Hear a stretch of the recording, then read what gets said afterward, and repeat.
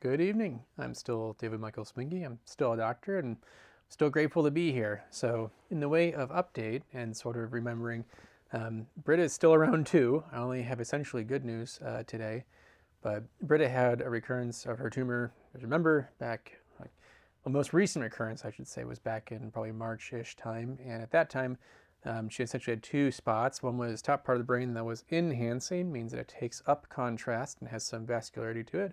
And then she has a non-enhancing portion that's in the cerebellum back portion, as well as some other kind of scattered areas too. But those are the two major concerns.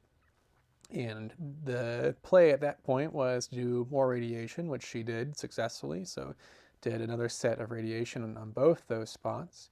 And then after that, we had to make a decision on what we would do next. Radiation is usually a pretty temporary sort of solution. Sometimes you get a good durable response, but oftentimes you don't. Certainly in Britta's case, this is the second time that she got radiation. So clearly the first time didn't exactly do everything it wanted to do. But we decided to go and do sort of the original chemotherapy that she did now years ago in 2020. And essentially only had one component of that. It was P, C, and V. We knocked out the P and the V portions, and she's just doing the C portion, which is CCNU. That is in contrast to another medication called Timodar that she could have done, but she was doing previously that her tumor grew on. So we went back to the original sort of OG C, and additionally, during the time that Britta's had her tumor, there's a new medication on the market called Tibsovo, and that is an IDH1 mutant inhibitor that targets a very specific part of the tumor that she has. And actually, it kind of got some start with a treatment for leukemia, and now it is a treatment for her particular kind of tumor because it shares that mutation. In fact, the tumor that she has, almost by definition, has to have that particular mutation. So, Britta did radiation. Britta did Tibsovo, which is an IDH1 mutant. It's very targeted therapy for her tumor. And then she's also doing chemotherapy as well. And there's really no data on this. That's it. No one's really done this. We don't know if it's beneficial to do both or not or what. It's just sort of, well, we know that it may help. And in Britta's case, she had a scan done just on Friday. So that'll be 3 days, 3 days prior to this.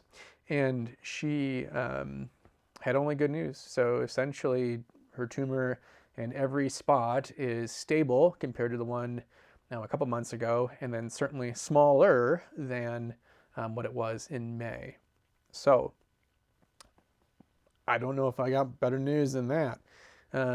Britta, emotionally, mentally, I think is doing fairly well. We both have made peace with her life and death multiple times at this point. And I think that's the hardest part, is sort of planning your life around potentially not knowing what's going to happen in 3 months.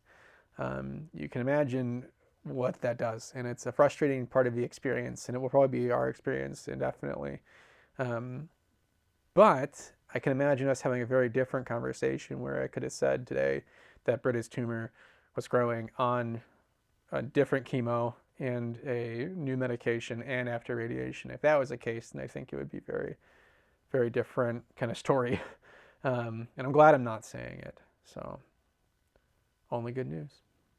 I think the prayer remains that Perrin gets to grow up with his mom, and we'll continue praying that with you all. And to that degree, Perrin has really enjoyed growing up with his mom. He's gone to kindergarten now, and got to be a dragon for Halloween, and has been just enjoying life as a 5-year-old can. But pray for him. He's growing up with weird stuff, and I think what kind of tugged at my heart a bit was probably like a week or two ago, Perrin was up in the morning, and he just said to me, I wish I had someone to play with. And I think, like, he knows I'll play with him, but I think he really meant, like, he wishes he had a sibling too. And I don't know if it's possible. Chemotherapy has consequences, friends, and it certainly has taken a toll on reproductive health for Britta, and I don't know if it is possible, but man, if you want to be really bold and pray that Perrin gets a sibling, that'd be lovely too. I think it still is a dream, and with Britta's tumor having some stability, well, at least the last 3 months, I mean, you hope beyond hope. And if God so grants that, I would love it too. But if not, Britt and I, we have been reading Job, and we've been thinking, like, even Job has this line where it's naked I came into the world and naked I'm going to leave it, essentially, in the first chapter. And I think we just can be grateful for what you do have, and we are grateful for what we have. Doesn't keep me from hoping and still praying for more. And if we get a sibling for parent, I would love it. If not, then I love parent, and I will love my wife, and I will continue to love all of them as much as a husband and father can. So grateful for them, grateful for you. I hope that you and yours are doing well over the Christmas season, and I hope you all had a great Thanksgiving. And I think I'll just keep updating every kind of a couple of months or so. But for now, all good news. Thanks. Appreciate you all. Take care.